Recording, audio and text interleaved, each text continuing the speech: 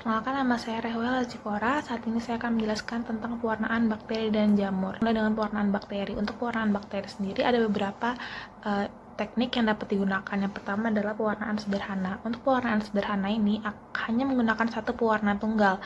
Pewarna yang digunakan biasanya adalah methanol blue, basic fuchsin, ataupun crystal violet. Kemudian ada pewarnaan negatif. Di pewarnaan negatif ini fungsinya untuk mewarnai bakteri-bakteri yang sukar atau susah diwarnai menggunakan pewarnaan sederhana sebelumnya. Pada teknik ini digunakan pewarna seperti negrosin, eosin, ataupun tinta India sebagai pewarna utamanya. Fungsinya untuk mewarnai gelap pada latar belakang serta tidak mewarnai pada sel bakterinya.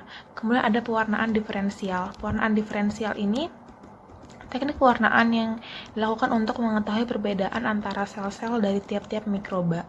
Nah, pewarnaan diferensial ini menggunakan dua pewarna ataupun lebih. Ada dua jenis pewarnaan diferensial, ada pewarna gram dan pewarna tahan asam. Pewarna gram akan saya bahas lebih lanjut lagi. Kemudian ada pewarnaan struktural. Pewarnaan struktural ini digunakan untuk melihat bagian tertentu bakteri. Yang termaksud dalam pewarnaan struktural adalah pewarnaan spora dan pewarnaan kapsul. Baik, saya akan menjelaskan tentang teknik pewarnaan gram bakteri.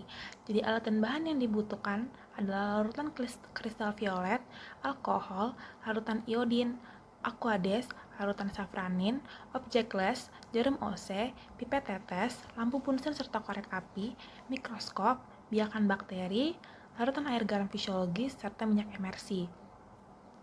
Langkah-langkahnya adalah, yang pertama kita menyalakan Bunsen menggunakan korek api. Setelah itu kita dapat melewatkan kaca benda di atas lampu Bunsen 2-3 kali. Hal ini bertujuan untuk mensterilkan atau membersihkan kaca benda atau objek les tersebut. Kemudian kita dapat meneteskan air garam fisiologis di bagian tengah kaca objek. Kemudian kita dapat mengambil bakteri menggunakan jarum OC dan kita suspensasikan dengan air garam fisiologis pada kaca benda. Kita pastikan preparatnya tipis dan rata. Kemudian kita keringkan preparat pada suhu kamar, atau dapat juga kita fiksasi dengan melewatkan kaca benda di atas Bunsen. Jika sudah kering, kita dapat menuangkan larutan kristal violet pada preparat. Kemudian kita tunggu sekitar 1-2 menit. Kemudian setelah 1-2 menit kita dapat bilas atau kita cuci menggunakan air mengalir ataupun aquades. Setelah itu kita dapat tetesi lagi preparat menggunakan larutan Lugol dan biarkan selama 30 detik. Setelah sudah 30 detik, kita dapat kembali membilas preparat menggunakan air ataupun aquades. Setelah itu kita dapat membilas lagi preparat menggunakan alkohol. Hal ini untuk membilas seluruh warna supaya semua warna tersebut luntur. Kemudian setelah kita bilas menggunakan alkohol, kita bilas kembali menggunakan air mengalir ataupun aquades. Setelah itu kita dapat kembali menetesi preparat menggunakan safranin dan kita biarkan selama 2 menit. Setelah 2 menit, kita dapat kembali membilas menggunakan air mengalir ataupun aquades. Setelah itu, kita dapat mengeringkan preparat dengan cara mengangin-anginkannya. Jika sudah kering, kemudian kita dapat mengamati preparat tersebut di bawah mikroskop dengan bantuan minyak emersi. Dari pengamatan mikroskop dapat dilihat bahwa bakteri gram negatif akan berwarna merah, sedangkan bakteri gram positif akan berwarna biru. Hal ini didasari pada perbedaan dinding sel pada bakteri tersebut. Pada bakteri gram positif mengandung protein, sedangkan bakteri gram negatif mengandung lemak pada presentasi lebih tinggi.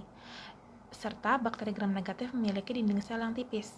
Pada saat diberikan alkohol, maka permeabilitas dinding sel akan membesar dan pewarnaan safranin akan masuk ke dalam sel serta membuat sel menjadi berwarna merah pada gram negatif.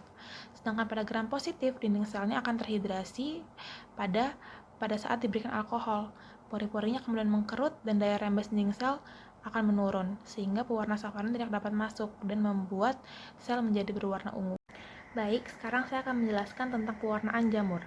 Teknik pewarnaan jamur yang akan saya jelaskan adalah teknik pewarnaan yang paling sering digunakan pada proses pewarnaan jamur, yaitu teknik lactophenol cotton blue. Alat dan bahan yang kita perlukan adalah objek les, cover glass, jarum OC, jarum inokulasi, mikroskop, pipet Pasteur, lampu Bunsen, cat lactophenol cotton blue, serta kultur jamur itu sendiri. Langkah-langkahnya adalah, yang pertama kita dapat memanaskan jarum OC di atas lampu bunsen. Kemudian kita dapat mengambil larutan laktofenolketonurnya dan kita letakkan di atas objek les. Kemudian kita dapat memanaskan jarum inokulasi dan didinginkan sebentar. Kemudian kita dapat mengambil jamur menggunakan jarum inokulasi tersebut. Kemudian kita dapat mencampur jarum inokulasi serta laktofenolketonur di objek les tadi. Kemudian kita dapat menutup objek les tersebut menggunakan cover glass dan kita dapat amati di bawah mikroskop dengan perbesaran 10x10 hingga 10x45. Baik, mungkin segitu saja yang bisa saya sampaikan. Mohon maaf jika ada kekurangan, salah lebihnya saya mohon maaf. Semoga dapat berguna dan bermanfaat bagi teman-teman semua. Terima kasih.